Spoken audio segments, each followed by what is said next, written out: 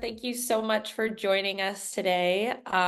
We are Gregory Event Services, the core team, and we're really happy you took a few minutes out of your day to join us or to listen in. Today, we're going to be just covering some things about AWS reInvent and just other strategies involving large-scale events. I want to give Lisa the floor, our fearless leader here, to just, give everybody sort of a round of introductions, starting with you, Lisa. That would be great. Thanks, Jess. And thanks everybody for joining us.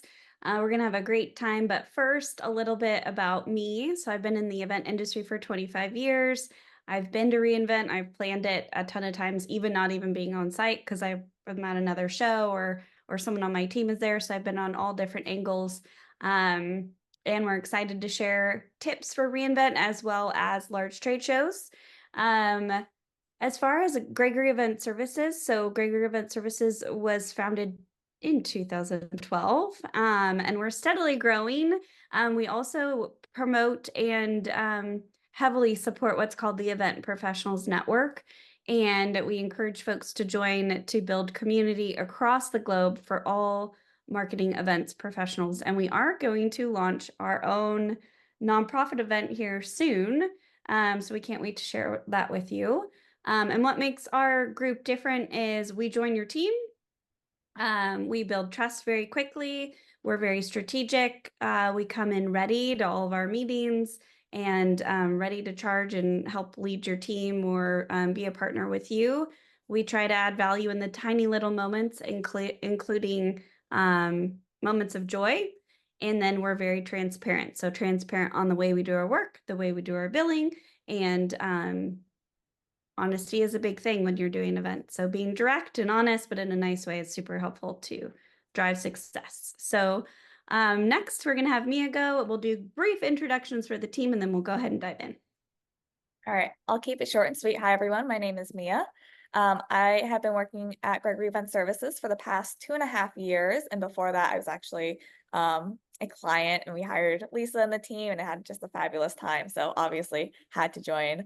I have been working and planning reInvent for the past like 5 years.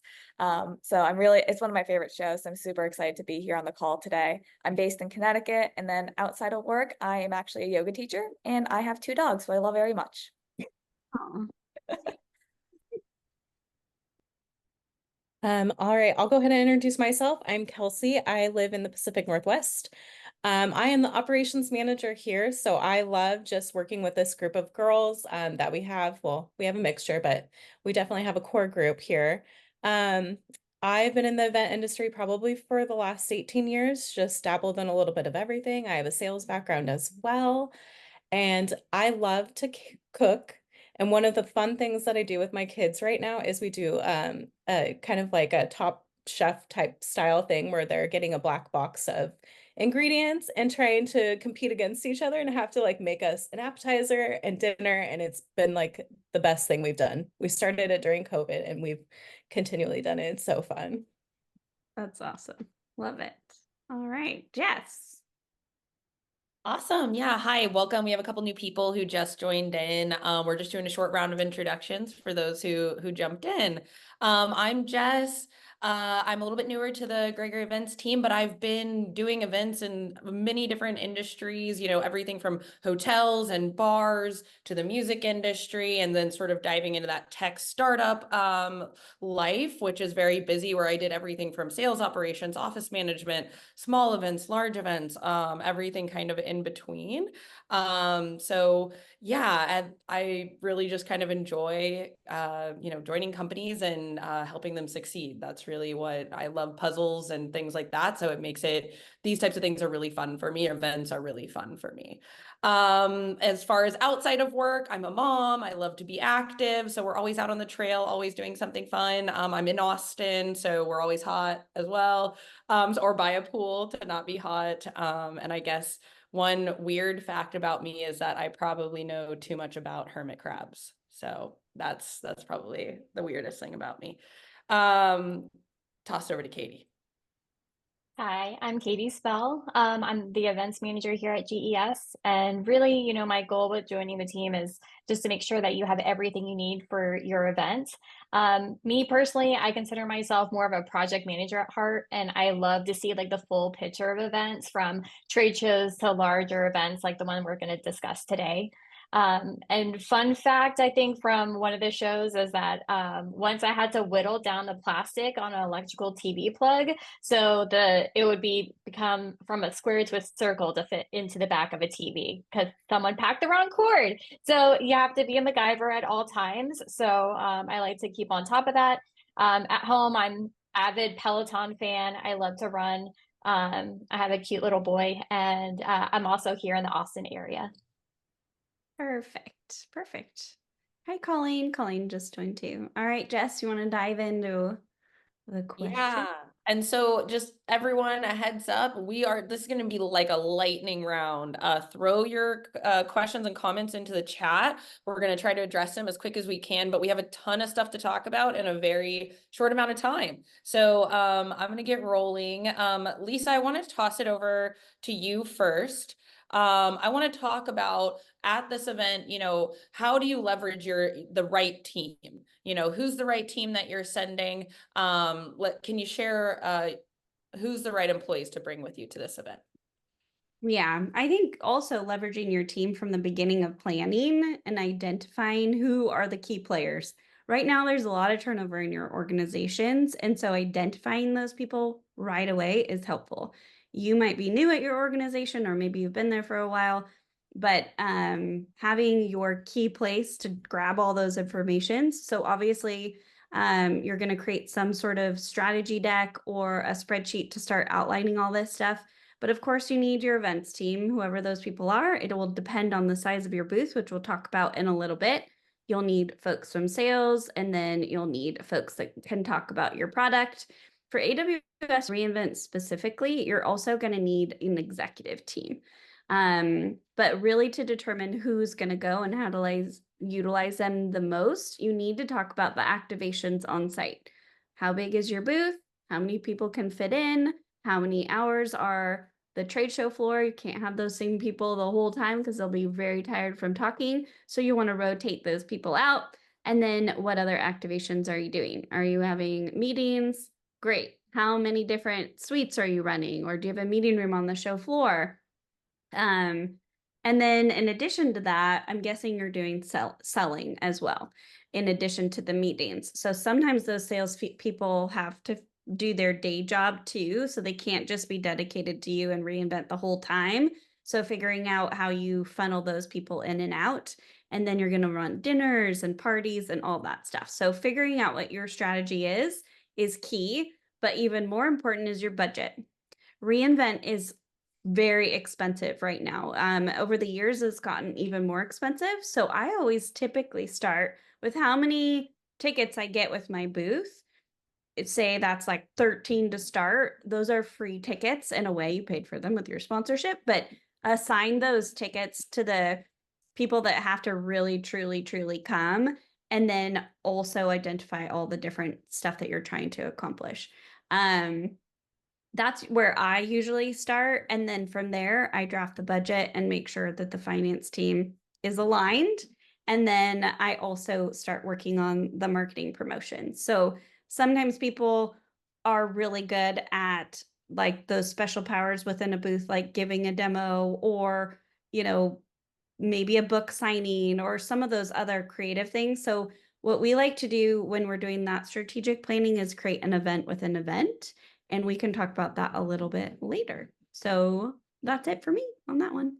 And I also think it's like identifying who are those like players that can do multiple things, like wear different hats, and can they run a demo and be that executive who can talk about whatever, like what are the different things that they can do to check multiple boxes? Yes. Cool. Well, let's keep going just as we are on a time limit. So the next I want to hear from Mia, and I want to hear about engaging with the audience. As we know, this is a very diverse and wide and large audience. How do you stand out among competitors? What are the tactics that you've seen work and what doesn't? Yeah, so for this show in particular, it is just huge, right? You're on the trade show floor with like hundreds and hundreds of other booths. So making sure that you need to do something to stand out, right? You don't want to get lost in the sea of everyone else and like what's going on. So first and foremost, I think it's really important to have your branding be consistent no matter where you are. You want that people to identify you no matter where you are, whether you're on a billboard or at the booth. Um, and then also like on your booth itself, it should be really, really clear what you do, right? As people are strolling around, they're like shopping for as a metaphor, right? When they stop by the booth, it should be like eye-catching, engaging, but like it should be really clear, like what do you do? What is the pain point you're solving? Why are you adding value? Why should they be stopping at your booth? And then also, kind of like what Lisa was saying, making sure that when they do stop at your booth, your team is ready to engage them. They're going to be a smiling face. They're going to grab them, pull them into the booth, engage them in conversation, because for a lot of these people, it's going to be their very first touch with your company. Or maybe it's not their first touch, but it's a human interaction.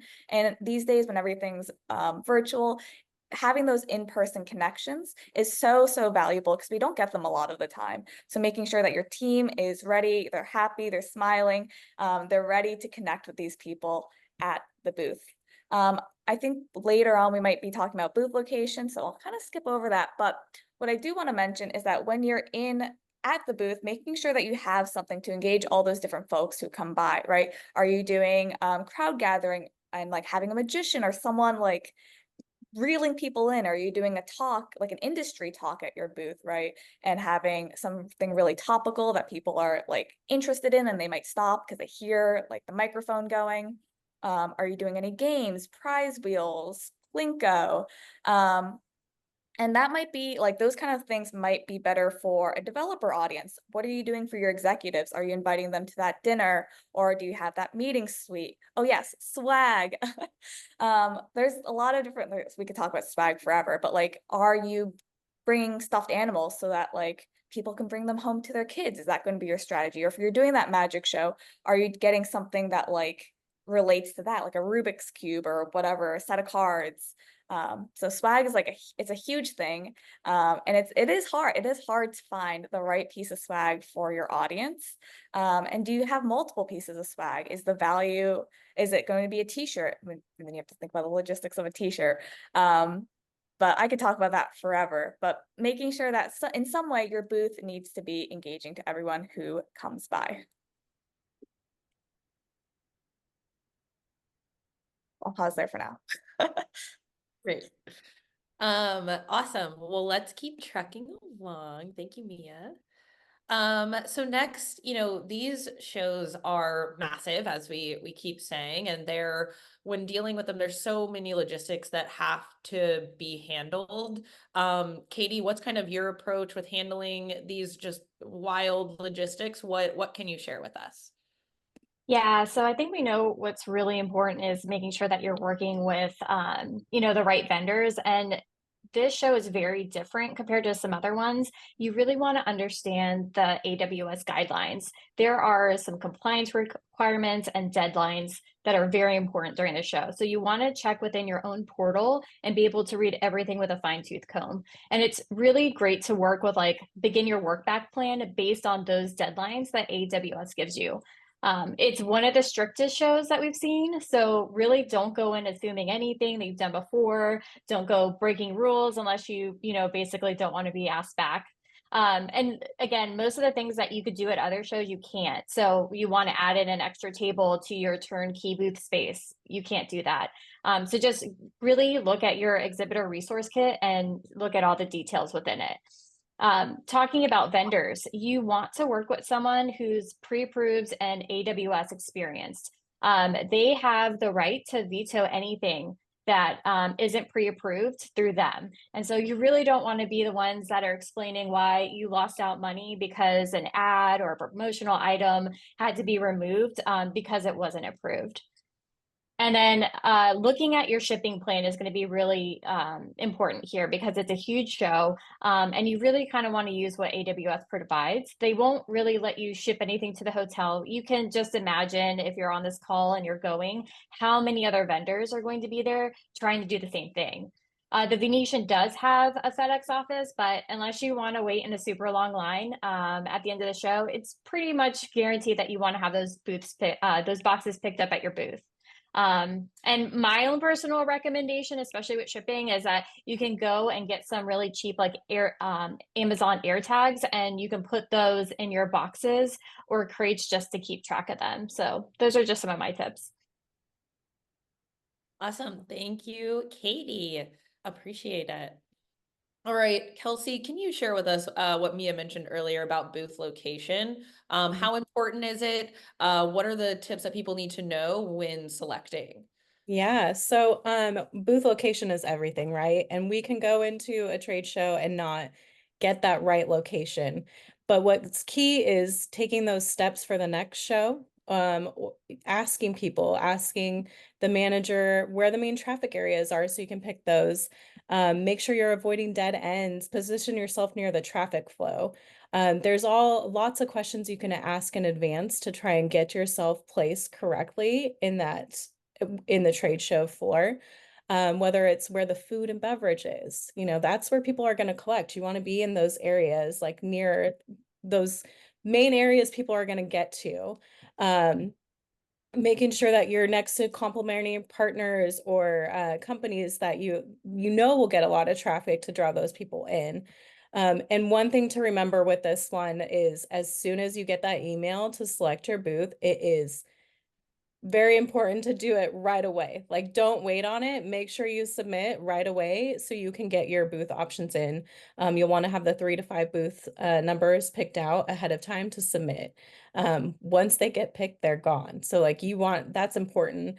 But something to keep in mind too, I know Mia mentioned this earlier, if you don't get a great booth location, like you'll just think through the process of how you're going to draw people in, whether that's a magician like Mia was mentioning, or other swag that you can get people to give away, things that people are going to be like, oh, okay, I want to go check their booth out. I saw that swag all over the floor. Like, where was that from? Eye-catching displays, like that's important. Bold graphics, signage, interactive demos, draw people in. That is key. Engaging staff. So if you have a location that is not ideal, you want to make sure your staff is going out there and like bringing people into your booth. Like, don't sit back and be on your phone. Like, make sure the expectations are set for your team when they are working at this booth, because that's going to be key in those low traffic areas. And provide a reason for attendees to visit your booth. So if it's the giveaways or the offers, all those things are going to be key to drive people there. And don't be afraid to ask people, like people that have been to these shows before, like make sure you're just asking them all the questions, because people will have recommendations, and that's sometimes the best way to get your information. That's all I got. Awesome. Thank you, Kelsey. Mm. So now I kind of want to dive into a second, just talking about it from the marketing perspective. What are we doing pre-show, during the show, and after the show to make sure that, our marketing plan is successful? So for a second, I'm just going to talk about kind of the do's and don'ts of pre-show, on-site, and post-event marketing. So pre-show, we're talking about 8 weeks to right before the event. So here's some do's that you do during that time. You do build anticipation on social media. Start talking about what you're going to be doing on social media. Start reaching out, posting stuff, use the event hashtags, look for those things, and definitely start letting your people know with maybe teaser videos or content, or if you're doing some of those events that we've been talking about when you're doing side events or events within the event, make sure you're talking about those and sharing those as well on social media. Another do is, definitely segment some email campaigns. Figure out who you are trying to get in front of and what content needs to be in front of what audience, and segment out campaigns for those specific audiences. The more that you can segment and personalize, the more that you are going to see those people engage with your emails. And then look for opportunities for co-marketing partnerships. Is there somebody that you can team up with in order to host this event so that you're using both of your audiences as a solid reach to reach more people. So all of those things are the do's. Another great do, in this situation, we've kind of talked about, you don't always have to sponsor, but one of the ways you could still get your brand out there is maybe doing some geotagged ads digitally. I know there's definitely rules, and AWS has sort of an area, but maybe you're just outside that area, or maybe you do get it approved if you are a partner. But that's definitely an idea of something where you don't have to have a bunch of people on site to make something happen in that area. Let's talk about a couple of don'ts before you go to the event. Don't spam your audience. So, definitely make sure you're being strategic with your planning in sort of a long-term situation. You don't want to overwhelm them with things that are not relevant to them. Don't neglect early planning. Always do this planning as early as you can. And I know we've said this a bunch, but don't ignore the AWS guidelines. That's another big don't. You don't want to get in a bad situation with them. And you want to avoid last minute issues with them and getting their approval. So that's why earlier is better. And don't forget about storytelling. That's what you're doing during this whole process. You're telling the story of your product. So from start to finish, how are you thinking about the story that you're trying to tell with the engagements that you have with your audience? Moving into, sort of just like during the event, do host micro events at your booth. This is a really great way to engage with people, bring them over. Is it a book signing? Is it, I don't know, a juggler? Is it a, impersonator of some type? I've seen some really great ones, you guys out there. And live social media updates. That's another do for while you're at the event. Get photos, get videos, be sharing that in the moment so people know how active you actually are. And the other big do, which we talked about a little bit, is always engage with your audience when you are there in person. No sitting around, active eyes. Sometimes, we make the rule no sitting or, no chairs. Maybe there's no chairs at all. That will keep your staff from sitting around. And the don'ts is, relying on a passive display. Is some sign that says something really going to get somebody's attention if it's not flashy and doesn't have those extra things that maybe somebody else has? Probably not. So think through that, and don't ignore the feedback that you're getting from attendees in the moment. Be tracking that. Oh, I don't like this pin. This is that. I love this. Keep track of that in the moment because it's going to help you later on. Okay, moving into post-event, and then I'll wrap this up very quickly. The do of post-event is follow up immediately. Send personalized emails to your hot leads right away. Do not wait. Provide social media recaps very quickly. Maybe even, a quick blog. What did some people learn?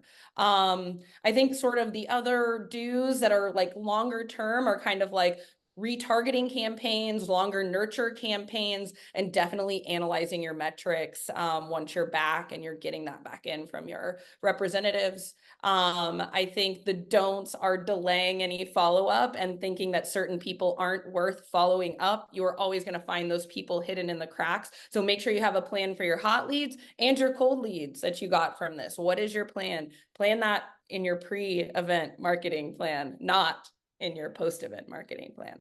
Okay, that's it. That's all I've got. We are now going to move into another section. Lisa, talk to us about how we capture these leads that we are going to report on. Okay, I will. But first, I'm going to go with a quick tip. We are throwing a lot of ideas at you. Okay, so take this recording because we're going to share it and then go through and pick out what you want to take and plan strategy planning. So many people come in and they start building a work back schedule. But they don't take that time to really ideate with their team, or they may ideate with their team one time and then great, that's the plan. Go, go, go, go, go. Because you have so many different competing projects and dependencies that you're trying to run. So pause and build time in your work back schedule for that creative feedback from your team, what's working, what's not working, and build it pre-event, during the event, and post the event. Like Jess said, during the event, if something is not going well that first half day, you've got to fix it. This is too expensive of a show to not address and fix things in real time. So we're going to go into lead capture, which is actually a perfect segment. And here's why. So you've opened up reInvent and you were expecting a ton of leads, those few little bit, but it's not working. Who's monitoring that on your team? Who's responsible? Who's pulling that report? Who's checking the hot and cold leads? So having that lead strategy is key. Every company collects leads and has a different lead strategy. Some want to just pool all the leads in, get as many leads as possible. And that works depending on where you are within your company and how you're trying to fill your pipeline, right? It might work, but it might not work for a different company. You might only want to talk to those hot leads. Warm leads might be going to, like, we're going to send them to the newsletter and this is what we're going to do with the warm leads. But you can't really know what to do unless you have that conversation with your team. And trust me, everybody has a different opinion. So don't leave sales out of the conversation. Include sales because they're the one that are helping follow up. There's a timeline. They have other stuff that they're working on. So make sure as you're having those strategy conversations that sales is involved, your marketing team is involved, marketing email operations, marketing ops. You have a full dashboard on what's happening with these leads. And here's why. Again, AWS reInvent is expensive, but your target audience is sitting right there. Some people come back and they're like, Lisa, we had the best reInvent ever. Oh my gosh, it was amazing. We're bringing in all this money. We're killing it. And then some people come and say that was a complete waste of time. We didn't get the leads that we want. There's a reason. And that's because those two teams, well, not always, but sometimes it's the tech and it's really hot, but the teams typically have a different strategy with their leads. So making sure that also your team, for example, okay, here's a tip I always do at trade shows. I build my lead capture and I say, okay, I want to just do hot, cold, warm, or maybe it's just hot and cold, whatever you want to do.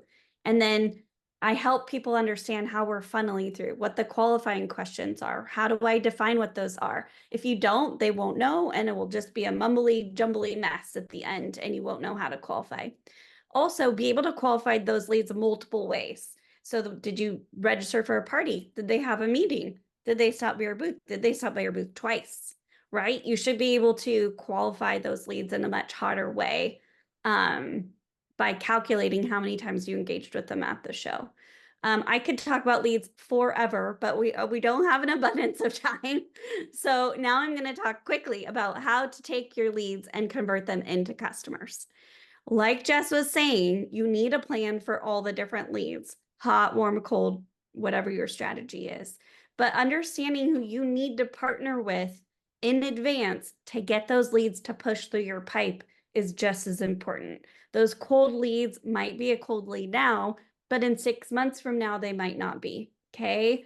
And then those warm leads might be perfect for your webinar campaign. They might do a demo. You might see them at another upcoming trade show and continue to nurture those. And then the hot, how quickly are you following up? You don't have to wait until the show's over to send an email. Hey, thanks for stopping by the booth today. We have a party tomorrow. I know that you maybe met our developer advocate, or we're going to partner with all these really other cool companies. You should come. Feel free to start nurturing that lead right on site. And then when you're post, those follow-up conversations with sales will be even hotter. And then figure out what your success is at other shows for converting those leads. So if someone went to reInvent, they did a demo, maybe they looked at a certain page on your website, you can track all of that and then help that communicate to sales so that sales is spending their time not on the 5,000 leads that you're getting, but on those 100, 150 leads that are really, really important that are going to bring dollars and make you, your CMO, and sales, everybody win. Okay, but it does take time. Jess, back to you. Thank you, Lisa. One of the things that we had talked about maybe covering was budgets. But we just had a really amazing speaker on the Event Professionals Network who dove into all of the things, budgets and events, and a lot of her really great personal stories. She's a great resource in the Events Professional Network as well. And so I just threw in our YouTube channel that you can take a look at for that as well. Okay. moving forward, are we talking about, travel coordination? And, what does that look like? We've got teams going to this. It starts to get pretty complicated. What does that look like? Mia, and I think, even Katie, you could jump in on some of that as well and talking about how are you creating schedules for your staff and figuring all of that out. So we'd love to hear from the both of you on that. Cool. I guess I'll start with the travel portion, then Katie, I'll pass it off to you. So with a show like reInvent, a lot of people are gonna be flying in. So, like Lisa mentioned, you have your allotment of tickets that you get with your sponsorship. So as soon as you can, assign those out to the people who 100% they're gonna go. And then just get them on the books, right? The closer you wait to an event, the more expensive it is. So it's always best to book travel early. And then start with that core team that is 100% going to be on site. With a show like reInvent, a lot of the times you're allocated a certain room block or allotment for your accommodation. So with that, oftentimes you need to be registered in order to access those hotel bookings. So let's say you have 10 tickets, but you only know those other 8 people who are there. You can still register 2 other people and then switch the registrations later on. It is really hard to get good hotel locations at reInvent. So if you can get a placeholder, someone to just like put their name down for the time being, it is going to save a lot of headache in a couple months when the show arrives. And at that point, all you have to do is switch a room. So use up all your tickets, all your hotel allotments, like sooner rather than later, because those hotel rooms, especially in the Venetian, the Wynn, Encore, they sell out so fast and they're so expensive if you book outside the room block, and oftentimes you can't for those really hot hotels. So yeah, get that on the books as soon as possible. And yeah, again, sometimes with these big shows, you're only allowed to book however many rooms in the Venetian, in the Palazzo. And then sometimes you have to look at rooms outside of those main hotels. So when looking at that, consider which ones are in walking distance, right? Link is walking distance, Hera is walking distance. Which one I'm thinking of? Caesars is walking distance. It's like 20 minutes, but you could walk it. Especially with the show, like there's so many people, it takes forever to get an Uber. Like you could be waiting an hour to get an Uber. So if you can get, even if it's outside of like the Venetian, getting your team booked at these other hotels that are nearby sooner rather than later is going to make a huge difference. Yeah. And saving steps, you're going to be, Vegas is so big and it's so hard to get everywhere. So the easier you can make it on your teams, the better. I don't think we've said it yet, but like the big thing that we've been saying is be prepared to walk like 30, 40 miles a day. Like this is no joke. This is a marathon, not a sprint. Save your steps when you can. Yes, for sure. And then I guess I'll pass it over to Katie if you want to talk more about like how do you manage all these people who go to these events?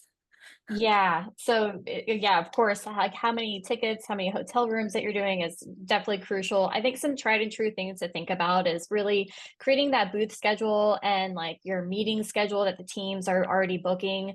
Most likely you're the one who's going to be updating those spreadsheets, but just making sure you have that good cadence with the attending team will really make that easier for you to get that information from them.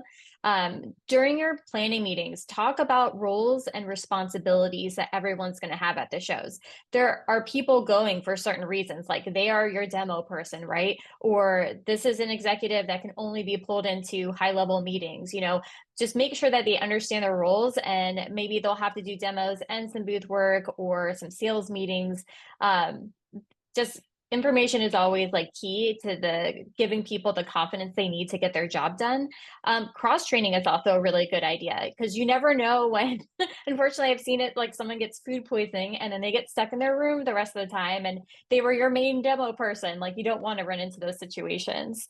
Definitely always hold a note before you go. And so the team knows their schedules and their role at the show again, like just hammering that home one more time.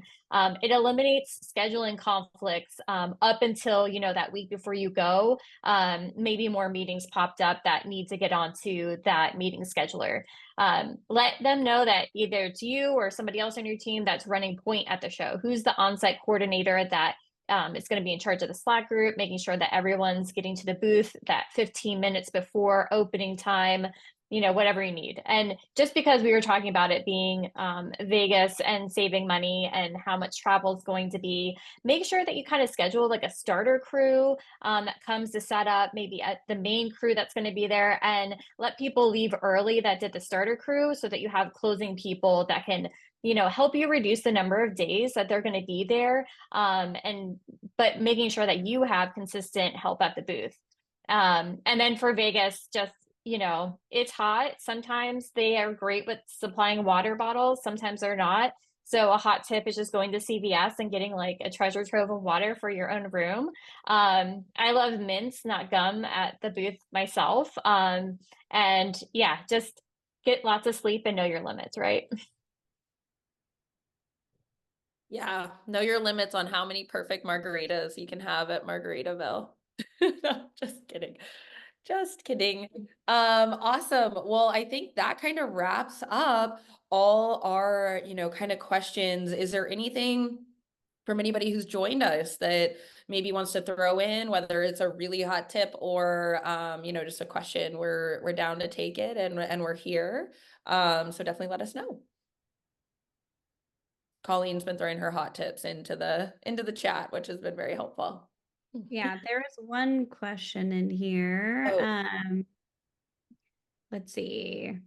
Okay. He or she left, but Carmen says, "Hi everyone. I was listening in while driving." Oh, nope, that's the wrong one. There was another one. I thought. Let's see. Thought I saw one too, actually, now that you say that. Is it this If one? you, We're currently yeah. working through our message approach. Do you have any tips or tricks on how to pull messaging direction from internal thought leaders that would drive a strong event messaging? Lisa, you want to go, or you want me to go? Yes, I think getting product marketing involved is your number one. They're messaging for all the other things. And you want AWS specific messaging. So you can't get into AWS reInvent unless you're a partner. So really look at like all these people are partners and are, partnering with AWS. So you should tailor that messaging with them. So that's tip number one. If you don't do that, then you're going to miss an opportunity. And then number two, look and create like a brief. I'm a big believer on a brief, and I'm a big believer on like creating some, central location for everything. That way for the next year, your team doesn't have to rethink everything. So starting there and test it out. You can test it out within your internal team and see what they think. I think multiple ideas. We had a client who brought like 3 different ideas, and then everybody voted and gave reasons on why. And we thought one was going to win, and it didn't win because it didn't resonate, or So I think you can test it with your internal team too. Jess, do you have anything else to add? I would say absolutely test it with your internal team. I've run into a situation where the internal team maybe didn't engage early enough on what the design of the booth was going to be and what the messaging was going to be. And when it all came a little bit closer to the event, everyone had thoughts, and it was like, whoa, we're way too late. It's already gone to print. If you're not involving them early, that could end up being problematic for a lot of reasons.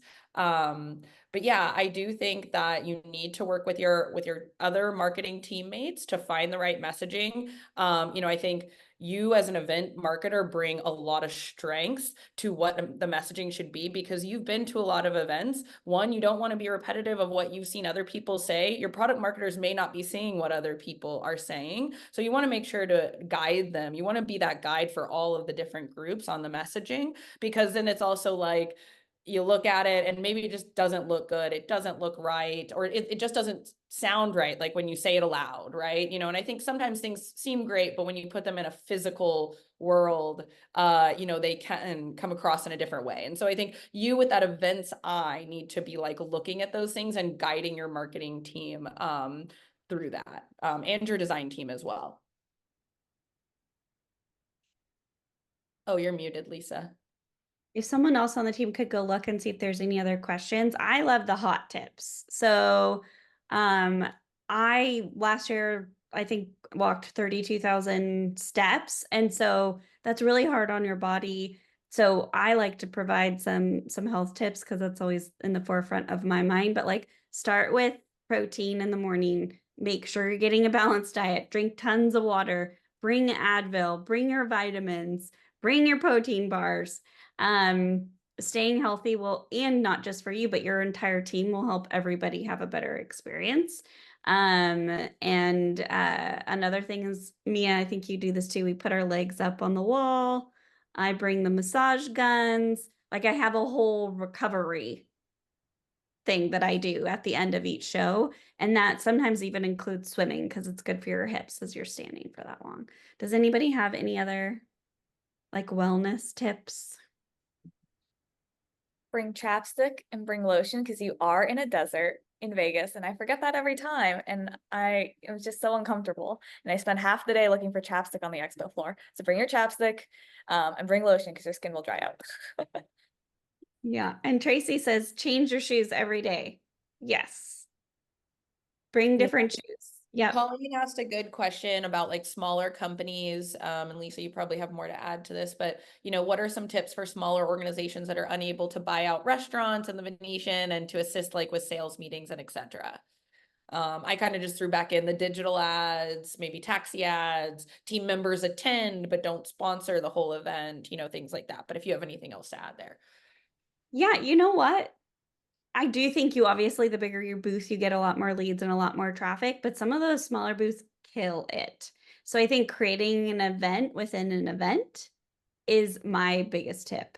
Have a strategy. What are those people going to talk to you about in the morning that's different in the afternoon, that's different the next day? Are you, why are you driving them back? Why are they stopping by? If you don't have any plans, just like, oh, okay, we'll just kind of wing it, you're not going to get the ROI. So just because you're small does not mean you can't be mighty.